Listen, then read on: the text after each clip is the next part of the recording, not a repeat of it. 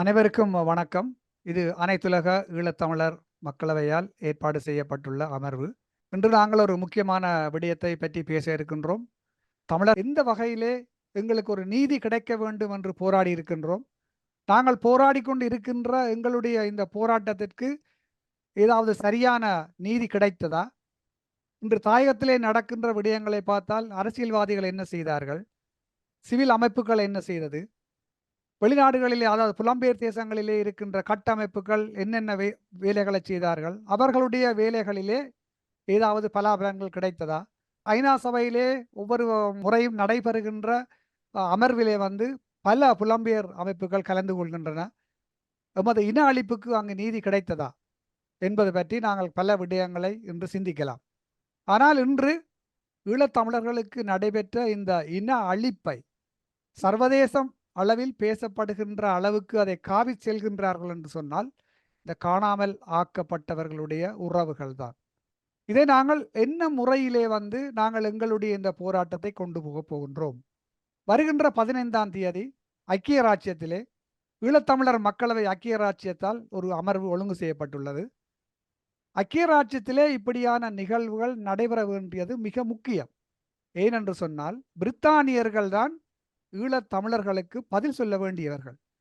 நாங்கள் சுதந்திரமாக எங்களுடைய எல்லைக்குள் வாழ்ந்த எங்களை 1833ஆம் ஆண்டு ஒன்றாக இணைத்து, சிங்கள தேசத்துடன் இணைத்து, இன்று எங்களை ஒரு நாடற்றவர்களாகவும் எங்களுடைய உரிமைகளும் பறிக்கப்பட்டு 30 வருட போராட்டத்திலே பல போராளிகளை இழந்து, மக்களை இழந்து, இன்று வரைக்கும் ஒரு நீதி கிடைக்காமல் நாங்கள் இன்று தெருவெல்லாம் அலைகின்றோம் என்று சொல்லி சொன்னால் அதுக்கு ஐக்கிய ராச்சியம் ஒரு முக்கியமான நாடு.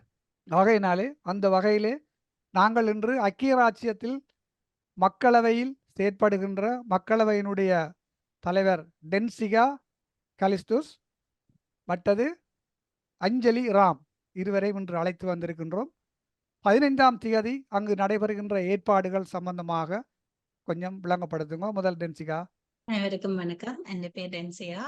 ஸ்டீஃபன் அண்ணாக்கும் அஞ்சலி அக்காக்கும் இந்த வணக்கம். இந்த ஏற்பாட்டை செய்து தந்ததுக்கு ஸ்டீஃபன் அண்ணாக்கும் அனைத்துலக மக்களவை அமைப்புக்கும் இந்த நன்றியை சொல்லிக் கொள்ளுறேன். முதலாவது கட்டமா நாங்கள் 15ஆம் தேதி மே மாதம் ஒரு இணைய வழியிலான தமிழின அழிப்பு என்றதை மையப்படுத்தி ஒரு மாநாடு ஒன்றை முன்னெடுத்து செய்யறதுக்காக ஏற்பாடுகளை செய்து கொண்டிருக்கிறோம். இந்த மாநாட்டுல நாங்கள் ஏன் இதை செய்யணும்ன்றதும் 2009 தமிழருக்கான இன அழிப்பு முடிஞ்சு போகல. இப்பயும் அது தொடர்ந்து கொண்டுதான் இருக்குது. அதை நாங்கள் உலகத்துக்கு கொண்டு போகணும் என்றதையும் நாங்கள் தேசிய செயற்பாட்டாளர்களா உலகம் முழுக்களும் இருக்கிற ஆக்களோட இணைஞ்சு நாங்கள் இந்த ஏற்பாடுகளை செய்து கொண்டு வரோம்.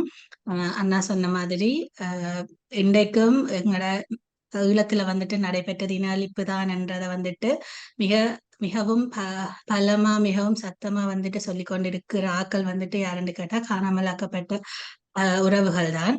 அவையலையும் நாங்கள் எல்லா கட்டத்திலையும் அவைக்கு உதவி செய்வோ இல்லாட்டி எங்களால என்னென்ன உதவிகள் அவைக்கு வழங்க இயலுமோ அதையும் செய்து கொண்டு போகணும் என்றதை நாங்கள் கருத்தில் எடுத்துக்கொள்ளுறோம். பிரித்தானியாவிலே ஈழத்தமிழர் மக்களவை உருவாக்கப்பட்டது ஒரு மிக முக்கியமான விடயம். பிரித்தானிய மக்களவை அனைத்துலக ஈழத்தமிழர் மக்களவையினுடைய ஒரு அங்கமாக இயங்குகின்றபடியால் பிரித்தானியாவில் இருக்கின்ற ஈழத்தமிழர் மக்களவை இதுவரை என்ன மாதிரியான செயற்பாடுகளை செய்த நீங்கள், தொடர்ச்சியாக உங்களோட செயற்பாடுகள் எப்படி இருக்கும், மற்ற மக்களவைகள் மக்களுடன் என்ன மாதிரியான தொடர்பாடல்களை செய்கின்றீர்கள் என்பதை பற்றி மிக சுருக்கமாக சொன்னால் நன்றாக இருக்கும்.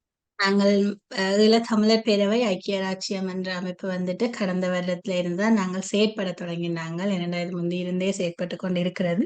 நாங்கள் கடந்த வருடத்துல இருந்து இன்னும் முழு மூச்சா இளையோர்கள் பெரியவங்களுக்கு முன்னுக்கு இருக்கிற பெரியாக்களை எங்களுக்கு ஒரு ஒரு என்னன்னு சொல்றது அட்வைஸ் பண்ணக்கூடிய ஆக்கள் ஆயிட்டு கொண்டு எங்களைய மாதிரி இளையோரையும் பெரிய ஆக்களையும் இணைச்சு கொண்டு நாங்கள் இந்த வேலை திட்டங்களை முன்னெடுத்து கொண்டு போறோம். ஈழத்தமிழர் பேரவை ஐக்கிய ராச்சியம் எங்கட முக்கியமான பணியா இருக்கிறது பிரித்தானியாவில இருக்கிற தமிழ் மக்களை ஒன்றிணைக்கிறதா தான் இருக்கும். நாங்கள் வட்டுக்கோட்டை தீர்மானத்தின் அடிப்படையில ஒன்றிணைஞ்சு எல்லாரோடையும் வேலை செய்யணும்ன்றதுதான் எங்களோட முக்கியமான நோக்கமா இருக்கும். அதோட தாயகம், தேசியம், தன்னாட்சி உரிமை என்ற கோட்பாட்டுக்குள்ள நின்று வேலை செய்யற இதர அமைப்புகளோடையும் நாங்கள் தேவைக்கேற்ற மாதிரி வேலை செய்வோம். இப்ப எல்லாரோடையும் சேர்ந்து வேலை செய்யறதுக்கான தளங்கள் கிடைக்கும் போது கட்டாயமா அதையும் ஏற்றுக்கொண்டு வேலை செய்வோம். ஆனா நாங்கள் எங்கட உறுதிப்பாட்டுல வந்துட்டு கட்டாயமா நிலைச்சு நிற்போம்ன்றதுதான். பிரித்தானியாவில் இருக்கிற தமிழ் மக்கள் ஒன்றிணைக்கிறது என்று மட்டும் இல்லாமல் அடுத்த கட்டமா வளர்ந்து கொண்டு வர்ற எங்கட இளையோரிடத்திலேயும் எங்கட வரலாறு என்ன, எங்களுக்கு நடந்தது இன அழிப்பு தான், அதை நாங்கள் நியாயப்படுத்த வேண்டிய இன அழிப்ப உறுதிப்படுத்துறதுன்றது ஒரு ஒரு சாதாரணமான ஒரு விஷயம் இல்லை. அதுக்கு நீண்ட காலம் எடுக்கும், அதுக்கு நிறைய உழைப்புகள் எல்லாரும் போடணும். அப்ப இது ஒரு தலைமுறையில முடியும்னு கேட்டாலும் அது தெரியாது.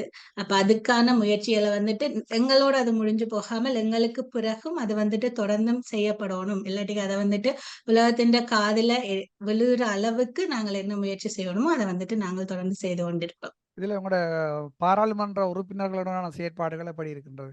இப்ப பிரித்தானியாவை பொறுத்த வரைக்கும் இங்க இருக்கிற பாராளுமன்ற உறுப்பினர்களை வந்துட்டு அணுகிறதுன்றது ஒரு வித்தியாசமான வேலைத்தளமா இருக்கும். என்னன்னு சொன்னால் இங்க இருக்கிற ஒவ்வொரு பகுதிக்கான பாராளுமன்ற உறுப்பினர்களை அந்த பகுதி மக்கள் தான் வந்துட்டு போய் கண்டு அவையலூடாதான் நாங்கள் அந்த பிரச்சனைகளை வந்துட்டு கொண்டு சேர்க்கலாம். நாங்கள் எங்கட மக்கள்கிட்ட தான் முதல்ல போறோம். இப்ப நாங்கள் ஒவ்வொரு வேலை திட்டமா தான் அவையலிட்ட போறோம். இப்ப முதல்ல நாங்கள் கடந்த வருடம் வந்துட்டு நாங்கள் ஒரு மாநாடு நடத்தி இருந்த நாங்கள் இலங்கை தீவில் தமிழ் மக்களின் தொன்மையும் தொடர்ச்சியும் என்ற ஒரு ஒரு தலைப்புல வந்துட்டு நாங்கள் கடந்த வருடம் ஒரு மாநாடா நடத்தியிருந்தாங்க. அப்ப எங்கட வேலை திட்டங்கள் எதை நோக்கி இருக்கும் என்றதும் நாங்கள் எப்படி வேலை செய்து கொண்டிருக்கிறோம் என்றதையும் விளங்க வச்சு அதை மக்களிட்டே கொண்டு போய் மக்களோட பாராளுமன்ற உறுப்பினர்களை சென்றடைஞ்சு அவைகளுக்கு கூட இப்ப நாட்டுல நடந்து கொண்டு இருக்கிற பிரச்சனை, அதாவது அங்க நடந்து கொண்டிருக்கிற பிரச்சனைன்னு சொல்லலாது இன அழிப்பு தொடர்பான விஷயங்கள் தான் அப்படின்றத எங்கள் மக்களோட நாங்கள் பாராளுமன்ற உறுப்பினர்கள்ட்ட கொண்டு சேர்க்கறதுக்கான முயற்சிகளை செய்து கொண்டிருக்கிறோம். அதுல என்னன்னு சொன்னா இது வரைக்கும் அங்க தாயகத்துல நடந்த போராட்டங்களா இருக்கலாம், அடக்குமுறைகளா இருக்கலாம், பாராளுமன்ற உறுப்பினர்களை துன்புறுத்துதல், மக்களை அடித்தல், அல்லது இந்த விகாரைகளை கட்டுதல், அத்துமீறி அது மாதிரியான நிகழ்வு சம்பவங்களுக்கெல்லாம் நாங்க அந்த பாராளுமன்ற உறுப்பினர்களுக்கு எங்களுடைய மக்களவை சார்பில் நாங்கள் கடிதங்களை அனுப்பி இருந்த நாங்கள் அவர்கள் அந்த அவர்களுடைய ட்விட்டர் தளங்களிலே அதுக்கான கண்டனங்கள் எல்லாம் தெரிவித்திருக்கிறார்கள். அதே நேரம் கடைசியாக இந்த வடுக்குநாரி மலை தொடர்பான சம்பவத்தையும் நாங்கள் அவர்களுக்கு தெரியப்படுத்தி இருந்தோம். தமிழ் மக்களுக்கான பாராளுமன்ற குழு ஒன்று இருக்கிறது இங்கே பிரித்தானிய பாராளுமன்றத்திலே, அவர்களுக்கும் அனுப்பி வெளியுறவுத்துறை அமைச்சருக்கும் நாங்கள் அனுப்பியிருந்தோம். அவர்கள் வெளியுறவுத்துறை அமைச்சரிருந்து எங்களுக்கு பதில் அனுப்பியிருந்தார்கள். நாங்கள் அங்குள்ள பிரித்தானிய தூதர் ஊடாக இந்த நிலைமைகளை நாங்கள் கவனித்துக் கொண்டுதான் இருக்கின்றோம். அவர்கள் தொடர்ந்தும் அங்கு என்ன நடக்கிறது என்பதை அவதானித்துக் கொண்டுதான் இருக்கிறார்கள். அங்கே ஊடக சுதந்திரம் கேள்விக்குறியாக இருப்பதென்றது எங்களுக்கு தெரிகிறது என்ற தொனியில எங்களுக்கு அந்த பதிலை அனுப்பியிருந்தார். இன்றைக்கு காசாவிலே நடக்கின்ற இன அழிப்பு இஸ்ரேலால மேற்கொள்ளப்பட்டு கொண்டிருக்கின்றது. இன்றைய ஐக்கிய ராஜ்யத்தில் கூட வந்து இந்த காசாவில் நடக்கின்ற பிரச்சனைக்கு வந்து பலஸ்தீனிய மக்களுக்கு பெரிய அளவில் அரசால வந்து எந்த விதமான ஒரு சப்போர்ட் ஒன்றும் இல்லாத மாதிரியா தோற்றப்பட்டுதான் இருக்கிறது. மற்றது இப்போ எல்லா உலகத்தில் எந்த மீடியா எந்த பத்திரிகைகளை எடுத்து பார்த்தீங்கன்னாலும் சரி காசா சம்பந்தப்பட்டு தான் பெருமளவிலே பேசி கொண்டிருக்கின்றார்கள். இந்த இடைக்குள்ள வந்து எங்களுடைய பிரச்சனையை வந்து இந்த பிரித்தானிய அரசியல் மட்டத்திலே கொண்டு செல்ல முடியுமா? அதாவது அது எங்கட கைகள், எங்கட ஒவ்வொரு தமிழர்களுடைய கைகளில் தான் அது இருக்கிறது. ஏனென்றால் நாங்கள் இப்ப நீங்கள் கூறியது போல இந்த பிரித்தானிய பாராளுமன்ற உறுப்பினர்களிடம் உங்களுடைய தொடர்பு எவ்வாறு இருக்கிறதுன்னு நீங்கள் கேட்டிருந்தீர்கள்.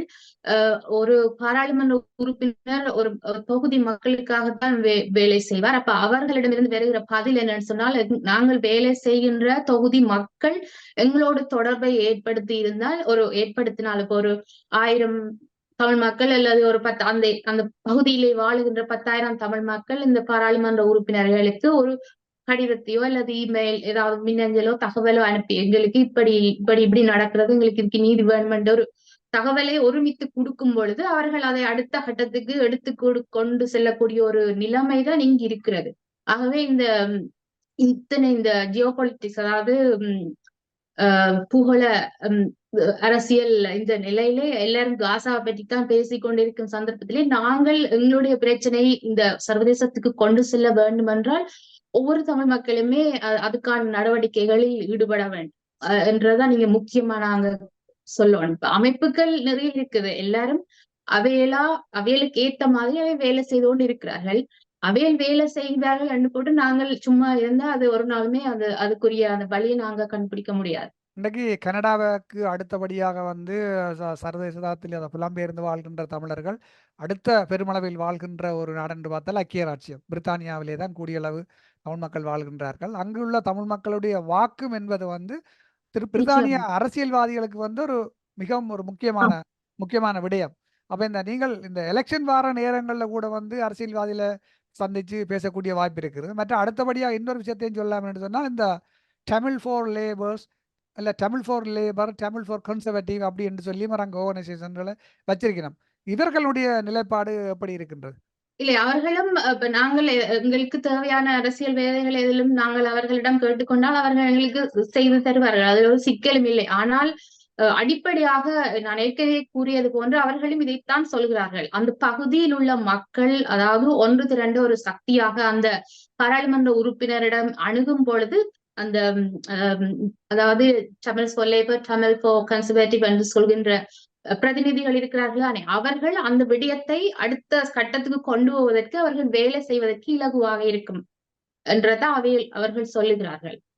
அந்த வகையிலே நீங்களும் அந்தந்த கவுன்சில், அதாவது கவுன்சில் என்று சொல்லுவாங்க இல்லையா, அந்தந்த கவுன்சிலில் இருக்கிற அரசியல்வாதிகளை நீங்க தொடர்பு கொண்டு மக்கள் ஊடாக மக்களை திரட்டி செய்ய அரசியல்வாதி அணுகக்கூடிய மாதிரியாக இருக்கிறதா? அதை அப்படி செய்கின்றீர்களா? இல்ல, இப்ப ஒரு 15 வருட இடைவெளி இருக்கிறது. 2009க்கு முதல் இருந்த நிலை வேறு. மக்கள் எல்லாருமே அந்த நேரத்திலே அரசியல் மயப்படுத்தப்பட்டிருந்தார்கள். எல்லாருமே தாங்களாகவே அந்த அரசியலில் ஈடுபடுகின்ற அந்த நிலைமை காணப்பட்டது. ஆனால் 2009 இருந்து 2015 வரை ஒரு தொய்வு நிலை காணப்படுவதை நீங்கள் அனைவருமே நீங்களும் இந்த இந்த இந்த ஃபீல்டில தான் இருக்கிறீர்கள். உங்களுக்கு எல்லாம் தெரிஞ்சிருக்கும். மக்கள் வந்து ஒரு தொய்வு நிலைக்கு போய்விட்டார்கள். ஆகவே மக்களை அரசியல் படுத்துவது எங்களுடைய மக்களவையின் ஒரு முக்கியமான இலக்காகத்தான் நாங்கள் அதை கொண்டு இந்த மக்களவையை தொடர்ந்து எடுத்து செல்ல இருக்கின்றோம். ஆகவே அது எங்களுக்கு ஒரு முக்கிய பணியாக இருக்கு. மக்களை நாங்கள் அரசியல் மயப்படுத்த வேண்டும் என்றால் மக்களால் தான் நாங்கள் அடுத்த கட்டத்துக்கு நகர முடியும். இப்போ கனடாவில ஒரு இன அழிப்புன்னு சொல்லி பாராளுமன்றத்துல இன அழிப்புக்கான அங்கீகாரம் கிடைச்சிருக்குன்னு சொன்னால் அந்த மக்கள் பாராளுமன்ற உறுப்பினருக்கு கொடுத்த அந்த அங்கீகாரம் அதை தொடர்ந்து அவர் அதை அந்த சபையிலே நிறைவேற்றியதுதான் இல்லையா? அப்படித்தான் அந்த சம்பவம் நடந்தது. அதுபோல இங்கும் நாங்கள் எவ்வளவு பாராளுமன்ற உறுப்பினர்களை, அதாவது எங்களுடைய மக்கள் எங்களுடைய பிரச்சனைகளை எடுத்து சொல்லி எவ்வளவு அந்த முக்கியத்துவை உணர்த்துகிறார்களோ அதன் பின்புதான் அந்த பாராளுமன்ற உறுப்பினர்கள் அதை பற்றியே கதைப்பதற்கு வெளிக்கிடுவார்கள். அது ஒரு மோஷன் மாதிரி போட்டு பாராளுமன்றத்திலே அதை அதை கதைச்சு ஒரு இனப்படுகொலை வாரம் என்ற அந்த விடயங்களை எல்லாம் எடுத்து செல்லக்கூடிய மாதிரி இருக்கும் என்றுதான் நான் நினைக்கிறேன். பிரித்தானிய அளவில் இருக்கின்ற மற்ற தமிழ் அமைப்புகள் இது சம்பந்தமாக உங்களுடன் தொடர்பு கொண்டு வேலை என்ன மாதிரியான செயற்பாடுகளை செய்யலாம் அப்படி என்று பேசினார்களா? இங்கு அரசியல் ரீதியாக இதுவரைக்கும் நாங்கள் வேறு எந்த அமைப்புகளோடும் தொடர்பினை அதாவது தாயகம் தேசியம் தன்னாட்சி என்ற அந்த கொள்கைக்குள்ளே உட்பட்டு தேசிய கொடியையும் தமிழீழ தேசிய தலைவரையும் முன்னிறுத்துகிற அமைப்புகளை தவிர வேறு எந்த அமைப்புகளையும் நாங்கள் தொடர்பு கொள்ளவும் இல்லை. அவர்கள் எங்களை தொடர்பு கொள்ளவும் இல்லை. இந்த வரையறைக்குள் அவர்கள் வரும் பொழுது அவர்களை நாங்கள் வாங்கி அவர்களோடு செயற்படக்கூடிய சந்தர்ப்பங்கள் இருக்கும் என்றுதான் நினைக்கிறேன். இல்ல, நாங்கள் இப்ப 2009ஆம் ஆண்டில் 2009ஆம் ஆண்டுக்கு முற்பட்ட காலம் 30 வருட போராட்டங்கள் காலங்களில் இருந்து 2009ஆம் ஆண்டுக்கு பிற்பாட்டு இப்பொழுது கூட வந்து மக்கள் மத்தியிலே சென்று மக்களுடன் தொடர்பு கொண்டு ஏதாவது ஒரு கவனஈர்ப்பு போராட்டம் ஏதோ ஒன்று செய்ய வேண்டுமாக இருந்தால், மக்களை திரட்ட வேண்டுமாக இருந்தால் இந்த தேசிய அமைப்புகளுக்கு தான் அந்த சக்தி உள்ளது இல்லையா? தேசிய அமைப்புகள் என்று நீங்கள் எதை குறிப்பிடுகிறீர்கள் என்றால் நான் அது தொடர்ந்து கதைக்கலாம். தேசிய அமைப்புகள் சொல்றது உங்களுக்கு தமிழர் ஒருங்கிணைப்பு குழு போன்ற அமைப்புகள்லாம் இவைகள் வந்து காலங்காலமாக மக்கள் மத்தியிலே சென்று வேலை செய்யக்கூடிய அளவுக்கு ஒரு மக்களை திரட்டி பெரும் போராட்டங்களே கவனஈர்ப்பு போராட்டங்களை செய்யக்கூடிய அளவுக்கு அந்த சக்தி தேசிய அமைப்புகள்ட்ட தான் இருக்கின்றது. நிச்சயமாக நான் ஏற்கனவே கூறிய அந்த கொள்கைகளுக்குள்ளே இருக்கின்ற தமிழர் ஒருங்கிணைப்பு குழு அவைகள் எல்லாம் அவர்களோடு நாங்கள் இணைந்துதான் செயற்படுகிறோம். அவர்களுடைய துணை அவர்களும் ஒரு முக்கிய அங்கம் தான். 15ஆம் தேதி நடக்கிற இந்த அமர்வு சம்பந்தமாக ஒரு விளக்கம் உண்டு தாங்க. 15ஆம் தேதி நடக்கிற அமர்வு வந்துட்டு நான் முன்னக்கே கூறினது போல 2009 வந்துட்டு ஈழ தேசத்துல இன அழிப்புன்றது நின்று போகல. தொடர்ந்தும் இந்த நிமிஷம் வரைக்கும் அது நடந்து கொண்டுதான் இருக்குது. ஆனா ஒவ்வொரு வடிவங்கள்ல நடந்து கொண்டு இருக்குது. இப்ப அக்கா முன்னுக்கே குறிப்பிட்ட மாதிரி புத்தர் கோயில வந்துட்டு இப்ப புத்த சமயம் வந்துட்டு புத்த சமயத்தை பிள்ளையாவோ இல்லாட்டி புத்த சமயத்தை வந்துட்டு புத்தரை வந்துட்டு வழிபடக்கூடாதோ அந்த கொள்கைகளுக்குள்ள நாங்கள் வரையில. ஆனா இருக்கிற சைவ கோயில்களை வந்துட்டு மாத்தி அந்த இடத்துல வந்துட்டு புத்த விகாரிய கட்டுறதும் இல்லாட்டிக்கு வந்துட்டு தமிழ் மக்களின் என்னன்னு சொல்றது இப்ப தமிழ் மொழிக்கு வந்துட்டு கொடுக்கப்படுற அழுத்தங்களும் அதில் இந்த மாதிரியான விஷயங்கள் வழியா வந்துட்டு தொடர்ந்தும் அந்த இன அழிப்புன்றது நடந்து கொண்டுதான் இருக்குது. அப்ப அது சம்பந்தமா வந்துட்டு நாங்கள் அது சம்பந்தமா தான் கதைக்கிறதுக்காக தேசிய செயற்பாட்டாளர்களை இணைச்சுதான் நாங்கள் இந்த மாநாட்டை வந்துட்டு ஒழுங்கு செய்யறோம். அப்ப அது வழியா நாங்கள் என்ன கொண்டு வர முயற்சி செய்யறோம் என்று சொன்னா, இப்ப நீங்க முன்னக்கே சொன்னீங்க அமைப்புகள் வழியா தான் நாங்கள் ஒரு விஷயத்த வழியால கொண்டு வரலாம்ட்டு நாங்கள் அந்த இடத்தை தாரும். அதாவது இப்ப நாட்டுல நடந்து கொண்டிருக்கிற அதாவது ஈழ தேசத்துல நடந்து கொண்டிருக்கிறது இன அழிப்பு தான்ன்றத அந்த மக்களே வழியால வந்து சொல்லும் போது இது வந்துட்டு எங்களுக்கு ஒரு பலத்தை தரும். தொடர்ந்தும் தேசிய செயற்பாடுகளுக்குள்ள வேலை செய்யற ஆட்களுக்கு ஓகே நாங்கள் இன்னும் போராடணும், இன்னும் நாங்கள் வந்துட்டு எங்கட முயற்சிகளை வந்துட்டு கூட கொடுத்து நாங்கள் இந்த வேலை திட்டங்களை வந்துட்டு கூட கொண்டு போகணும்ன்றதுக்கு ஒரு ஊக்குவிப்பா இருக்கும். பிரித்தானியாவை பொறுத்த வரைக்கும் பாராளுமன்ற உறுப்பினர்களை சந்திக்கிறதும் அவையிட்ட வந்துட்டு எங்கட பிரச்சனைகளை எடுத்து சொல்றதும் இதுக்கான தீர்வு காண்றதும்ன்றது ஒரு வித்தியாசமானது. யூரோப்பியன் யூனியன்லயோ இல்லாட்டிக்கு அமெரிக்கா மற்ற நாடுகள்ல இருக்கிற மாதிரி பிரித்தானியாவில இல்ல. இப்ப பிரித்தானிய அரசுக்கு அவேண்ட அரச முறைக்குள்ளால நாங்கள் போய் செய்யணும்னு சொன்னா நீங்க சொன்ன மாதிரி conservative party Tamils for conservative Tamils for லேபர்ஸ்ல இருக்கிற அண்ணாக்கள் அக்காக்கள் எல்லாருமே வந்துட்டு உதவி செய்யறதுக்கு எல்லாருமே தயாரா இருக்கணும், வேலை செய்யறதுக்கும் தயாரா இருக்கணும். ஆனா என்னன்னு சொன்னா அஞ்சலி அக்கா முன்னுக்கு சொன்ன மாதிரி 2009க்கு முன்னுக்கு மக்கள்கிட்ட இருந்த மனநிலைக்கும் 2024 மக்கள்கிட்ட இருக்கிற மனநிலைக்கும் நிறைய வித்தியாசங்கள் இருக்குது. அது யாரோட பிழையும் இல்லை, யாரோட சரியும் இல்லை. 15ஆம் தேதி அமர்வுல வந்து பிரித்தானிய பாராளுமன்ற உறுப்பினர்கள் வந்து கலந்து கொள்வார்களா? அழைக்கிறதுக்கான முயற்சிகளை நாங்கள் செய்து கொண்டிருக்கிறோம். அது 15ஆம் தேதி தான் உண்மையா தெரிய வரும். மற்ற சர்வதேச ரீதியாக வேறு செயற்பாட்டாளர்கள், வேறு அரசியல்வாதிகள், டிப்ளமேட்ஸ் அப்படியான ஆட்களை இன்வைட் பண்ணிக்கிறீங்களா?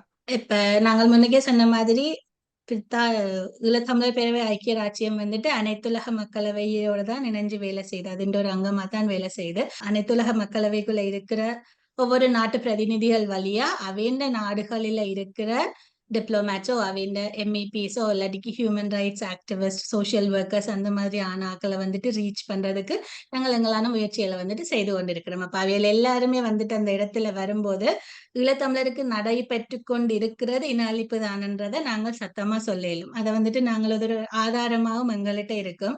பிரித்தானிய பாராளுமன்ற உறுப்பினர்களையோ இல்லாட்டிக்கு வேறு நாடுகள்ல இருக்கிற பாராளுமன்ற உறுப்பினர்களையோ நாங்கள் சந்திக்க போகல நாங்கள் இந்த நடத்துற மாநாட்டுல இருக்கிற இன்ஃபர்மேஷன் வந்துட்டு கட்டாயமா உதவியா இருக்கும். ஏனென்றால் இந்த நிமிஷம் வரைக்கும் ஈழத்துல வந்துட்டு நடந்து கொண்டிருக்கிற பிரச்சனையை பத்தி தான் நாங்க கதைக்க போறோம். ஈழத்துல இருந்து யாரும் அரசியல்வாதிகளை கூப்பிட்டுக்கிறீங்களா இதுல பேசுறதுக்கு? இப்ப கட்டாயமா அவையலும் வரலாம். இந்த மாநாடு சம்பந்தமா நீங்கள் கேட்டீங்க. இந்த மாநாட்டுல வந்து முதல் இப்ப 1956 எங்களுக்கு வந்து இன அழிப்பு இப்ப 2009 மட்டுமே நடக்கல. அது எல்லாருக்குமே தெரியும். 1956 இனியாகல படுகொலையில இருந்து படிப்படியா ஒரு கட்டமா ஸ்ரீலங்கா கவர்மெண்ட் வந்து எங்களோட மக்களை படிப்படியா இன அழிப்பு செய்து இப்ப ஒரு ஜெர்மனில ஹிட்லர் எப்படி மக்களை வந்து அவர் படிப்படியா ஸ்ட்ரக்சரல் ஜெனோசைட் பண்ணி அவையில கடைசியா ஒரு கொலோகாஸ்ட் என்ற நிலைமைக்கு கொண்டாந்து விட்டாரோ, இலங்கை அரசாங்கம் எங்களை அங்க 1948 எப்ப பிரித்தானிய அரசாங்கம் வந்து அந்த ஆட்சிய ஸ்ரீலங்கன் கவர்மெண்ட் கொடுத்துட்டு வந்துச்சோ அண்டையில இருந்து தொடங்கினவை பிளான் பண்றதுக்கு இன்று வரைக்கும் அது தொடர்ந்து கொண்டே இருக்குது. நான் கடந்த வாரம் ஒரு ரிப்போர்ட் தான் சொல்ல வாசிக்க அதுல இருக்குது எப்படி எங்களோட தமிழ் பெண்களை வந்து இந்த குழந்தை பிறக்க இயலாத மாதிரி ஒரு மருந்துகளை கொடுத்து அவைக்கு ஊசிகளை ஏத்தி எங்களோட எதிர்கால சந்ததியே வராத அளவுக்கு அவையில எப்படி திட்டமிட்டு ஒரு இனப்படுகொலையை செய்து கொண்டு வரையணும்ன்றது ஒரு அதிர்ச்சியா எங்களுக்கு அது அதிர்ச்சி இல்ல. பட் அத சொல்றேன் இந்த வகையில கூட அவையில் நடக்கணும். 2009 வரைக்கும் இன அழிப்பை செய்த அரசாங்கம் இன்னும் ஒரு படிப்படியா கலாச்சார அழிப்பு மொழி திணிப்பு எங்களுக்கு எல்லாம் பெருசா தெரியல. அந்த கரையோர பகுதிகள் சிங்கள பகுதிகளுக்கு கரையோரத்துல இருக்கிற நிறைய தமிழ் பாடசாலைகள் எல்லாம் வந்து சிங்களமயமாக, ஏன்னு சொன்னா தமிழ் படிப்பிக்கிறதுக்கு டீச்சர்ஸ் இல்ல, அங்க ஒரு சில அதாவது கணிசமான அளவு இல்லாத தமிழ் மாணவர்கள் இல்லாதால கட்டாயமா அவையில் சிங்களம் படிக்கணும் என்ற அந்த நிலைக்கு அவையில் தள்ளப்படி. இப்படித்தான் நிறைய எங்களுடைய மலையகத்துல இருக்கிற தோழர்கள் எல்லாம் கதை கேட்க சொல்லி இருக்கணும். நிறைய இடத்துல தமிழ் டீச்சர்ஸ் மேர் இல்லாதால, அதாவது கட்டாயமாக அந்த மாணவர்கள் எல்லாம் சிங்கள மொழியை கற்க வேண்டிய நிலைமை ஏற்பட்டது. அப்படியே இது எப்படி எங்கட இனம் இந்த அளவுக்கு பெர்சன்டேஜ்ல குறைஞ்சு இருக்கிறதுண்டா இதெல்லாம் ஒரு காரணம் என்றுதான் நான் நினைக்கிறேன். எங்கட அந்த மாநாடு வந்து நாங்கள் 15ஆம் தேதி முழுக்க முழுக்க ஆங்கிலத்துல செய்யறோம். என்னன்னு சொன்னால் எங்களுக்குள்ளேயே நாங்க விடுற பிள்ளை என்னன்னு சொன்னால், எங்கட எல்லாருக்கும் தெரியும் எங்களுக்கு இன அழிப்பு நடந்தது. ஆனா நாங்கள் எங்களுக்குள்ளேயேதான் திருப்பி கதைச்சு கொண்டிருக்கிறோம் இல்லையா? வெளி ஆட்களுக்கு அத எடுத்து இப்ப நான் உதாரணமா இன்டர்நெட்ல தேடி பாக்குறேன், தமிழ் ஜெனசைட் ஏதாவது வேர்ல்டில் நடந்த ஜெனசைட் சம்பந்தமா நிறைய வெப்சைட்கள் இருக்கு. அதுக்குள்ள நான் போய் பார்த்தால் அதுக்குள்ள தமிழ் ஜெனசைட்டை பற்றி ஒரு விஷயம் கூட இல்ல. ஆர்மேனிய ஜெனசைட் இருக்கு, ருவாண்டா ஜெனசைட் இருக்கு, உக்ரைன்ல நடக்கிறது, பாலஸ்தீன்ல நடக்கிறதுன்னு நிறைய ஜெனசைட் சம்பந்தமான இன்ஃபர்மேஷன் இருந்தாலும் தமிழ் ஜெனசைட் ஒரு வசனம் கூட இல்ல. நாங்கள் வந்து எங்களுக்குள்ளேயே காய்ச்சி கொண்டிருக்கிறதால தான் இப்ப நாங்கள் மக்களவை சார்பா ஒரு முடிவெடுத்து இப்ப ஆங்கிலத்துல இதை நாங்க சொல்லி பிரித்தானியா பாராளுமன்ற உறுப்பினர்களை முடிஞ்ச அளவு உள்ளுக்கு எடுத்து, மற்ற ஐரோப்பியால இருக்கிற பாராளுமன்ற உறுப்பினர்கள் இப்படி நிறைய பேரை நாங்க உள்ளுக்கு எடுத்து இந்த விஷயங்களை அவைகளுக்கு சொல்றதுக்காகத்தான் இந்த மாநாடு, முக்கியமா இந்த மாநாடு. இப்ப இதுல 10 தலைப்புகள் நாங்க தெரிவு செய்திருக்கிறோம். Tamil genocide by Sri Lankan state from 1954 to 2009 என்ற ஒரு தலைப்புல, அதாவது 1954 இருந்து 2009 வரை முள்ளிவாய்க்கால் வரை நடைபெற்ற இன அழிப்பு என்ற தலைப்பில் ஒரு உரை இருக்கும். அடுத்ததாக விட்னஸ் ஆஃப் தமிழ் ஜெனசைட் இன் முள்ளிவாய்க்கால் 2009, 2009 அந்த இன அழிப்ப கண்கூடா கண்ட மக்களோட சாட்சியங்கள் அதுவும் அதுல இடம்பெற இருக்குது. அடுத்ததாக enforced disappearance and justice for enforced disappearance, அதாவது வலிந்து காணாமல் ஆக்கப்பட்டோர் தொடர்பான தகவல்களும் அதுக்கான நீதி தொடர்பான கருத்துக்களையும் அதுல பகிர்ந்து கொள்ள இருக்கணும், பங்கு பெற்றவையில். அடுத்தது ongoing சிங்கள புடிசைசேஷன் இன் தமிழீழம், அதாவது தமிழீழ பகுதிகளிலே பௌத்தமயமாக்கல் தொடர்பாக கதைக்க இருக்கின்றார்கள். அதைத் தொடர்ந்து discrimination and destruction of Tamil language in Tamil Eelam. Already நான் சொன்னது போல எங்களுடைய தமிழ் எவ்வாறு அழிக்கப்படுகிறது திட்டமிட்டு. முக்கியமா நீங்க பாத்தீங்கன்னு சொன்னா அந்த ஒரு அரசு அலுவலகங்கள் எல்லாம் தமிழ் கொலை செய்யப்பட்டிருக்கும். தமிழன் அதுல என்ன ஆங்கிலத்தில் இருக்கும், ஆனால் தமிழில் அது தமிழாக இருக்காது, பிள்ளையா இருக்கும். ஆமா, அது தொடர்பாக கதைக்க இருக்கிறார்கள். அடுத்ததாக arrest and massacre of Tamil people by Sri Lankan state, அது இப்ப நடந்து கொண்டிருக்கிற கைதுகள் மற்றது அது தொடர்பாக படுகொலைகள் தொடர்பாகவும் ஸ்ரீலங்கா அரசாங்கத்தால நடக்கின்றது தொடர்பாக கதைக்க இருக்கின்றோம். அடுத்ததாக கல்ச்சரல் ஜெனசைட், அதாவது ஏற்கனவே கூறியது போல ஆலயங்களை சிதைத்தல், கலாச்சார இன அழிப்பு போன்றவை. அடுத்ததாக ஜியோபாலிட்டிக்ஸ் அண்ட் ஈழம் தமிழ்ஸ், பூகோள அரசியல் தொடர்பாக எங்களுடைய நிலைப்பாடு தொடர்பாகவும் கதைக்க இருக்கின்றார்கள். அடுத்ததாக புலம்பெயர்ந்த மக்களின் கடமை என்ன, responsibilities and duties of Tamil diaspora, இந்த விடயத்துல இன அழிப்பு சார்ந்து நாங்கள் எவ்வாறு செயற்பட வேண்டும் என்ற தொடர்பாகவும் இந்த மாநாட்டிலே கதைக்க இருக்கின்றனர். இதிலே நாங்கள் தாயகத்திலிருந்து இந்த போராட்டங்களிலே மிகவும் ஈடுபாடோடு பங்கு பெற்றுகின்ற பாராளுமன்ற உறுப்பினர்கள் மற்றும் ஏனைய ஆக்டிவிஸ்ட் என்று சொல்லுவோம், செயற்பாட்டாளர்களை நாங்கள் உள்வாங்கி இங்கே அவர்களுடைய அந்த கள நிலைமைகளை தெரியப்படுத்த இருக்கு. நீங்க அடுத்த தலைப்புகள் எல்லாம் உண்மைக்கு ஒரு சிறந்த தலைப்புகள். அதுக்கான பேச்சாளர்களும் வந்து ஒரு ஆரோக்கியமாக நிச்சயமாக ஒரு சரியான முறையில் பேச வேண்டும். 15ஆம் தேதி எத்தனை மணிக்கு அந்த நிகழ்வு ஆரம்பிக்க உள்ளது? இணைய வழியிலன்றதுனால பிரித்தானிய நேரம், ஐக்கிய ராச்சிய நேரம் மாலை 4:30 முதல் 5:30 வரை 1 மணி நேரத்துக்குள்ள நாங்கள் முடிக்கிறதுக்கு வந்துட்டு முயற்சி செய்யறோம். நீங்க எவ்வளவு டாபிக்கே வந்து 1 மணி நேரத்துல முடிக்கக்கூடிய மாதிரி இருக்குமா? இதுதான் எல்லாரும் கேட்ட கேள்வி. உண்மையா நீங்கள் 10 தலைப்படுத்திருக்கிறீங்க என்னென்று முடிப்பீங்கள். நாங்கள் ஒரு விஷயத்த பெருசா சொல்லும் போது அது ஆக்கள் கேட்க மாட்டேன். நாங்கள் சின்னதா எங்களால் எந்த அளவுக்கு அதை சுருக்க இயலுமோ சுருங்க சொல்லி விளங்க அவ்வளவுதான். அப்ப நாங்கள் இது ஆங்கிலத்திலையும் செய்யறதுனால கூடுதலா எல்லாரும் அந்த ஒவ்வொரு தலைப்புகளின் சம்மரி தான் நாங்கள் அவைகிட்ட கேட்டிருக்கிறோம். இப்ப நாங்கள் இதுக்கு இன்வைட் பண்ணியிருக்கிற எல்லா பேச்சாளர்களுமே வந்துட்டு அந்தந்த துறையில வல்லுநர்களா இருக்கிறார்கள். இல்லாட்டிக்கு அந்த இப்ப அவைக்கு கொடுத்திருக்கிற தலைப்புகள்ல நீண்ட காலமா பணியாற்றி கொண்டிருக்கிறார்கள். அப்ப அவைக்கு வந்துட்டு அதன் தலையிலிருந்து வாழ் வரைக்கும் முன்னுக்கே தெரியும் என்ன நடந்து கொண்டிருக்குது, நாங்கள் என்ன முயற்சிகள் செய்த நாங்கள்ன்றது. அப்ப இதுல வந்துட்டு நாங்கள் மக்களிட்ட மட்டுமன்று இல்லாமல் அக்கா முன்னுக்கே சொன்னவா நாங்கள் எங்களுக்குள்ளேயே தான் கதைச்சு கொண்டிருக்கிறோம். இப்ப நாங்கள் இதை வந்துட்டு வெளியில இருக்கிற ஆக்களிட்ட கொண்டு போகணும் என்றால் அதுக்கு இப்ப இந்த காலத்துல ஒரு பொதுவான தளமா இருக்கிறது ஆங்கில மொழி தான். அப்ப அதுக்காகத்தான் நாங்கள் இந்த ஆங்கில மொழியை கையில் எடுத்து அது கூட வந்துட்டு செய்யறோம். இந்த அடிப்படையில இருக்கு. நிச்சயமாக இது சிறப்பான முன்னெடுப்பு. மற்ற நாங்கள் 15ஆம் தேதி உங்களுக்கு எந்த அளவுக்கு உங்களோட செயலியை, அதாவது வந்து ஜூம் இருக்கு, ஜூம்லாம் நடக்க போகுது. அந்த செயலியை வந்து கூடிய அளவுக்கு எல்லா இடமும் பகிர்ந்து கூடிய மக்கள் அதில் வந்து கலந்து கொள்ளக்கூடியமான ஒரு ஏற்பாட்டை எல்லாருமா சேர்ந்து செய்ய வேண்டும். அதுக்கு அனைத்துலக ஈழத்தமிழர் மக்களவையும் 14 நாடுகளில் இருக்கின்ற 14 நாட்டு அங்கத்தவர்களும் இதுக்கான உதவிகளை கண்டிப்பாக செய்வார்கள். எல்லோருக்கும் இந்த இந்த தகவல் வந்து பரிமாறப்பட்டுள்ளது. ஸோ நாங்கள் தொடர்ச்சியாக வந்து பிரித்தானியாவிலே, அதாவது முக்கியமாக நான் திருப்பி திருப்பி சொல்கிறேன், ஐக்கிய ராச்சியத்திலே ஒரு மக்களவை ஆரோக்கியமாகவும் இன்னும் முனைப்புடனும் வேகமாகவும் வியூகமாகவும் செயற்பட வேண்டியது வந்து காலத்தின் தேவை. ஏனென்றால் இன்றைக்கு எங்களை இந்த நிலைக்கு ஆக்கியது இவர்கள் தான். இப்போ நாங்கள் இப்போ நான் நோர்வேயில் இருக்கிற, இப்போ நோர்வே கூட நோர்வே வந்து இந்த அமைதி பேச்சுவார்த்தை மூலம் அவர்கள்லாம் இந்த மீடியேட்டராக இருந்து கலந்து கொண்டார்கள். ஆனால் அவர்களும் ஒரு ஆன்சரபிளாக இருக்கணும். ஆனால் எங்களை இந்த எளிநிலைக்கு கொண்டு வந்தது வந்து பிரித்தானியா தான். இல்லாட்டி நாங்கள் இன்றைக்கு இவ்வளோத்துக்கு வந்திருக்கோம். அங்கே பிரித்தானியாவில் உள்ள அமைப்புகளுக்கு தான் நாங்கள் தொடர்ச்சியாக சொல்லி கொண்டு வருகின்றோம். நாங்கள் இதை பிரித்தானியாவில் உள்ள அமைப்புகள் இதை கவனத்தை எடுங்கன்னு சொன்னால் சில பேருக்கு அது பிடிக்காது. இதுதான் உண்மை. நீங்கள் நாங்கள் ஏதாவது சொன்ன உடனே வந்து நீங்கள் உங்களோட நாட்டிலே பாருங்க, அங்கே உங்களோட நாட்டிலே பாருங்க, அந்த கதைகள் பாருங்க. அப்போ இதுகள் எல்லாத்தையும் தாண்டி ஒட்டுமொத்தமாக தமிழர்கள் எல்லோரும் அவர் இவர் இல்லாமல் நாங்கள் எல்லோருமாக சேர்ந்து நாங்கள் பயணிப்போமாக இருந்தால் கண்டிப்பாக எங்களோட மக்களுக்கு ஒரு விடிவெண்டு கிடைக்கும். 15ஆம் தேதி இந்த அமர்வு வந்து சிறப்புற நடைபெற வேண்டும்.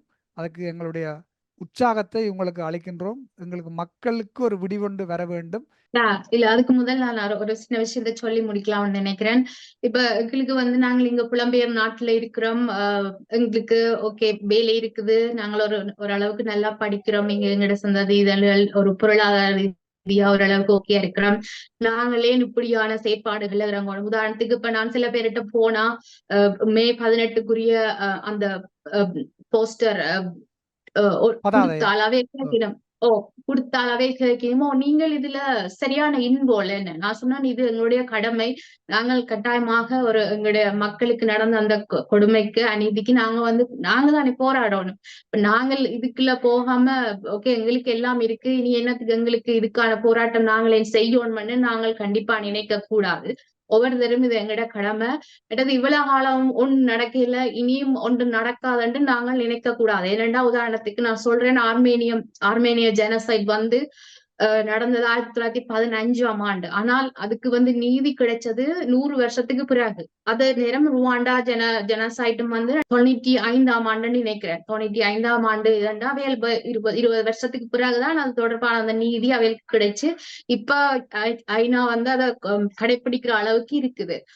அது மாதிரி இப்ப ஒவ்வொரு கனகாலமா அது அவையில்ட்ட போய் அயனாட்ட போய் இப்பதான் அவையில ஒவ்வொன்று அதை ரெகக்னைஸ் பண்ணி கொண்டு வரோம். ஆகவே நாங்கள் என்ன தமிழ் மக்கள் நினைக்க கூடாது ஓகே யுத்தம் முடிஞ்சு 15 வருஷம் ஆச்சு, இது வரைக்கும் நாங்கள் ஒண்ணும் செய்யல, இனி என்ன நடக்க போகுதுன்னு நாங்கள் கண்டிப்பா நினைச்சு போட்டு நாங்கள் வீட்டுல இருக்க கூடாது.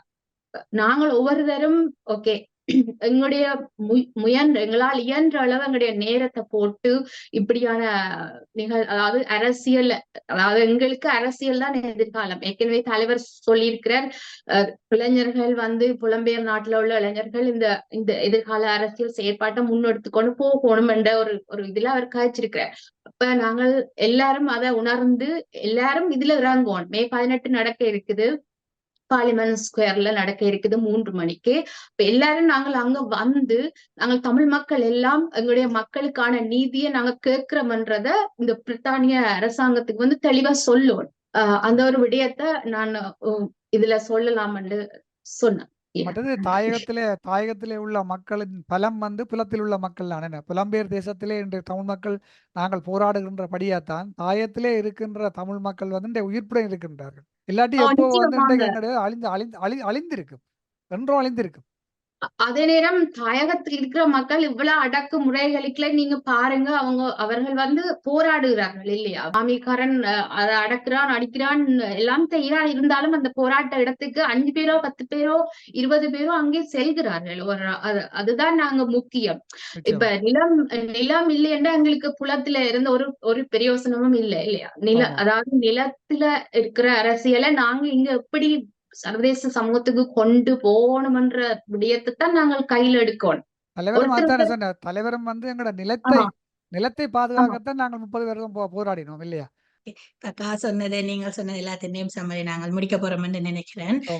அண்ணா இப்ப கடைசியில சொன்ன மாதிரி இது ஒரு இதுங்கட மண்மீட்பு போல் தான். இதுல மக்களவை இருக்குதோ இல்லாட்டிக்கு யார் இருக்கிறோமோ கடைசியா இருக்கிற ஈழத்தமிழன் இருக்கிற வரைக்கும் எங்கட ஈழத்துக்காக நாங்கள் போராடணும்ன்றதுதான் இது.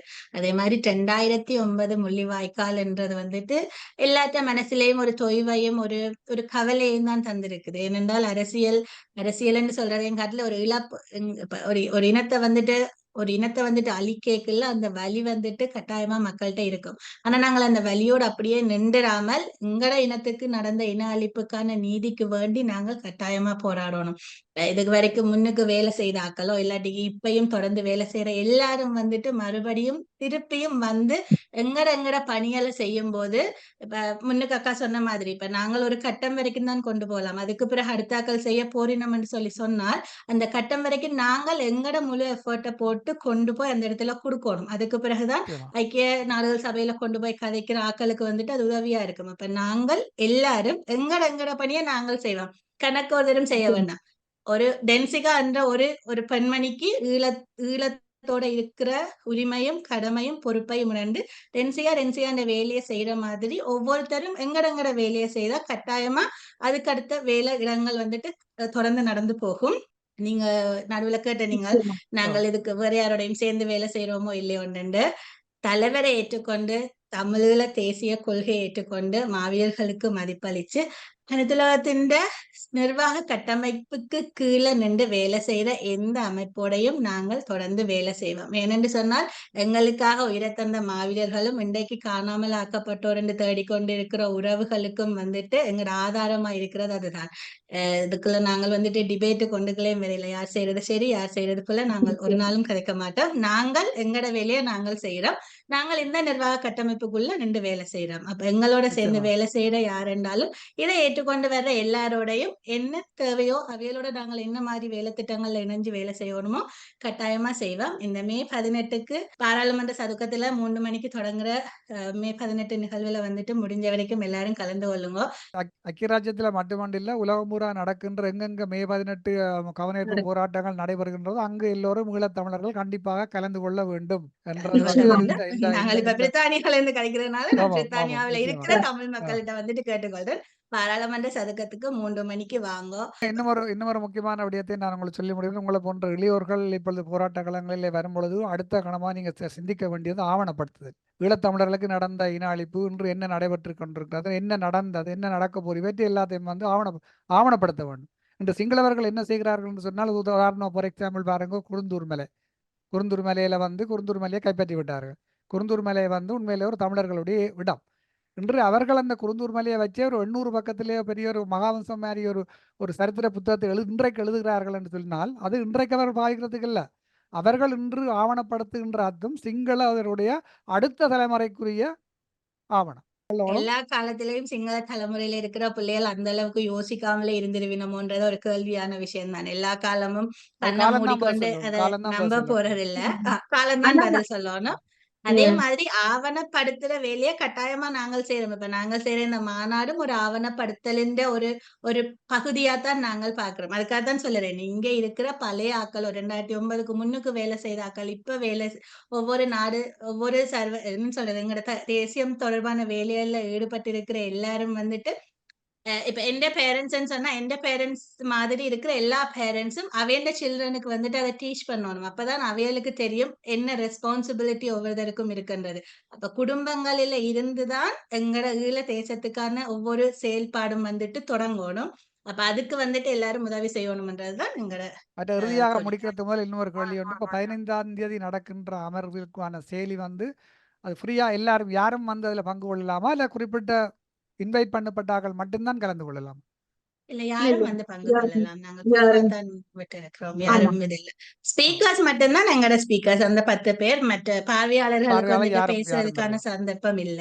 நிச்சயம். பேச்சாளர்களும் அதை ஒருங்கிணைக்கிற ஆக்கள் மட்டும்தான் கதைப்பினம். 12 பேர் மட்டும்தான் அதுல கதைப்பினம். அதை தாண்டி ஒருவரும் கதைக்க மாட்டோம். நிச்சயமா. விடுதலை என்பது வந்து எங்களோட ஒரு தேசிய கடமை. விடுதலை என்பது தேசிய கடமை. எல்லாருக்கும் அதுல பங்குண்டு. எல்லாரும் இதுல பங்கு பெற்றுவோம். முள்ளிவாய்க்கால் இனப்படுகொலையில ரிமெம்பரன்ஸ் டே, அதாவது ஞாபகம் அந்த நாள்ல நாங்கள் எல்லாரும் வந்து எங்களுடைய ஒற்றுமையை நாங்க காட்டணும். எங்களோட மக்களுக்கான நீதியை வெகு சீக்கிரம் வென்று கொடுக்கணும். சிறப்பு. இன்னும் சிறப்பாக 2 பேரும் நல்ல வடிவாக பேசினீங்கள், நல்ல கருத்துக்களை முன்வச்சீங்கள்.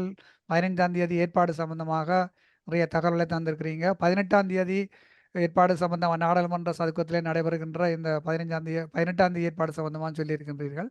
நாங்கள் இனி 15ஆம் தேதி உங்களை ஆரோக்கியமாக பேச இருக்கின்ற பேச்சாளருடைய பேச்சை கேட்பதற்கு நாங்கள் எல்லோரும் தயாராக இருக்கின்றோம். எல்லோரையும் இந்த கலந்து கொள்ள வேண்டும், இந்த அமர்வுகளிலே கலந்து கொள்ள வேண்டும் என்று கூறிக்கொண்டு உங்கள் 2 பேருக்கும் நன்றி கூறி விடைபெறுகின்றேன். நன்றி, வணக்கம். இந்த சந்தர்ப்பத்தை தந்ததுக்கு உங்களுக்கும் நன்றி.